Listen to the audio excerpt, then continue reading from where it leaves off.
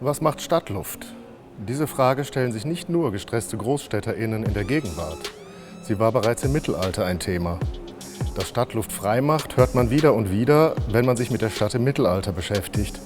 Aber was bedeutet das eigentlich, das Leben in einer mittelalterlichen Stadt? Was machte eine Stadt vor Jahrhunderten überhaupt zur Stadt?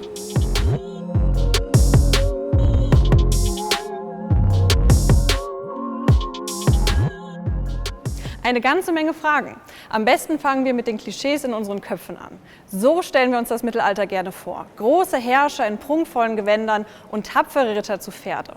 Das hier ist nicht nur aus Stahl gefertigt, sondern auch noch Handarbeit. Solche Rüstungen konnten sich nur die Reichsten leisten.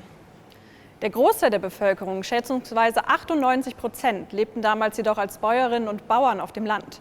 Damit gehörten sie dem sogenannten dritten Stand an.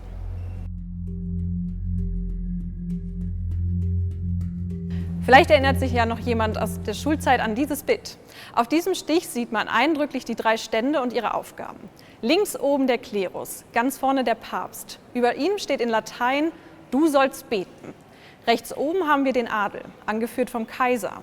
Darüber steht: Du sollst beschützen. Und ganz unten haben wir die Bauern. Der Satz, der sie begleitet: Du sollst arbeiten. Tatsächlich bewirtschaftete die bäuerliche Bevölkerung damals Land, das häufig einem Adligen gehörte.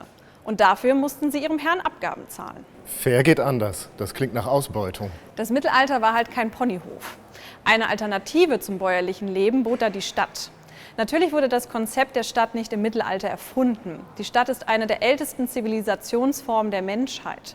Ur gilt aber als älteste Stadt, die 4000 vor Christus in Mesopotamien gegründet wurde. Aber keine Angst, soweit reicht die Geschichte der deutschen Städte nicht zurück. Unsere ältesten Städte wie Köln, Trier oder Regensburg gehen auf römische Stadtgründungen zurück. Die sind also so etwa 2000 Jahre alt. Eine wahre Blüte erlebten die Städte im 13. Jahrhundert, als es zu zahlreichen neuen Stadtgründungen kam.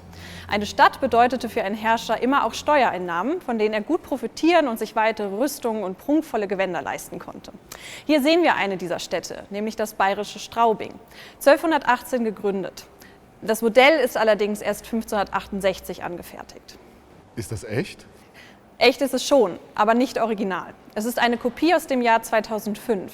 Das Original steht im Bayerischen Nationalmuseum in München. Wie es in so einer Stadt im Mittelalter aussah, wie man gelebt und gearbeitet hat, darum geht es in der nächsten Folge.